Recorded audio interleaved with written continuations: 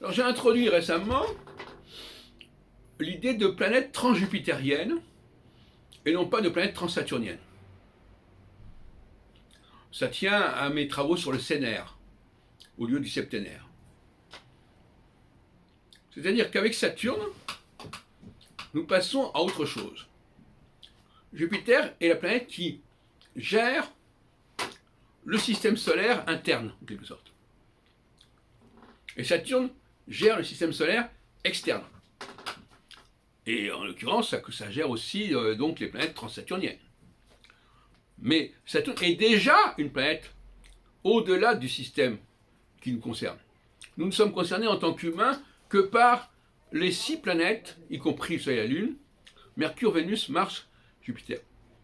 Bon. Maintenant, ça c'est au niveau cyclique. Alors, moi le problème c'est que Michel Gauquelin a trouvé des choses pour Saturne. Bon. Alors, effectivement, j'ai essayé d'expliquer pourquoi il a trouvé des choses pour Saturne. Parce que il faut distinguer la démarche spatiale et la démarche temporelle. La démarche temporelle, on n'a besoin que d'un seul facteur qui va passer par des phases successives.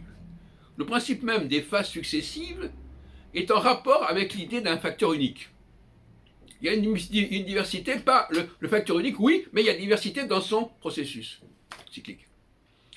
Inversement, celui qui est dans l'espace, il n'a pas de cyclicité, mais il est obligé d'utiliser un maximum de facteurs. Donc toutes les planètes peuvent servir d'une manière ou d'une autre. Voyons. Donc c'est pas du tout la même démarche. Et l'astrologie gauquelinienne est une astrologie qui fonctionne autrement que l'astrologie albronienne, si on veut. Mais vous retiendrez surtout ce point-là. Un facteur unique détermine s'il y a un système de phases, c'est précisément parce qu'il y a un facteur unique qui passe par des phases successives. Et d'ailleurs, la preuve en est, si on peut dire sur le plan épistémologique, que quand on dit qu'on est né sous un certain signe, eh bien c'est le Soleil qui est passé dans ce signe-là. Et après, il passera dans un autre signe. Donc on voit bien qu'il y a un seul facteur qui est le Soleil et qui passe par une succession de secteurs. Je ne dis pas que je défends cette théorie, mais sur le plan du modèle, c'est tout à fait valable. Et c'est un modèle qui est assuré. Et il est dommage que beaucoup d'astrologues rejettent cette astrologie du cycle unique passant par des phases successives et proposent au contraire une astrologie spatiale qui va utiliser un maximum de facteurs. Et l'astrologie, elle est surtout une astrologie prévisionnelle, elle est surtout une astrologie des périodes et des phases, elle n'est pas spécialement une astrotypologie.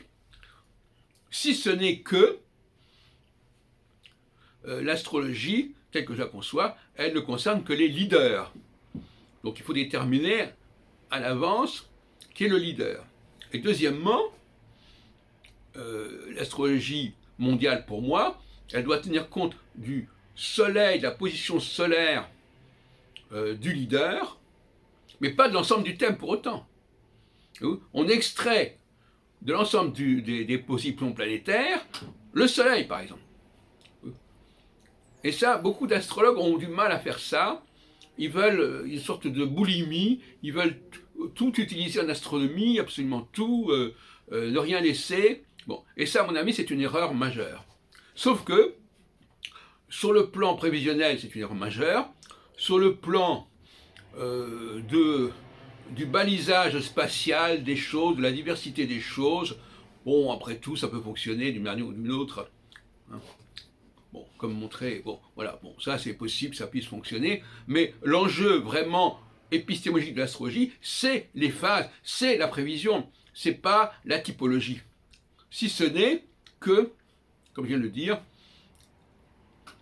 c'est avant tout, l'astrologie n'est pas faite pour tout. L'astrologie prévisionnelle n'est pas faite pour tout le monde, elle prévoit le destin des leaders. Par contre, l'astrologie spatiale, elle se disperse, et donc elle peut s'intéresser à tout le monde. Et encore.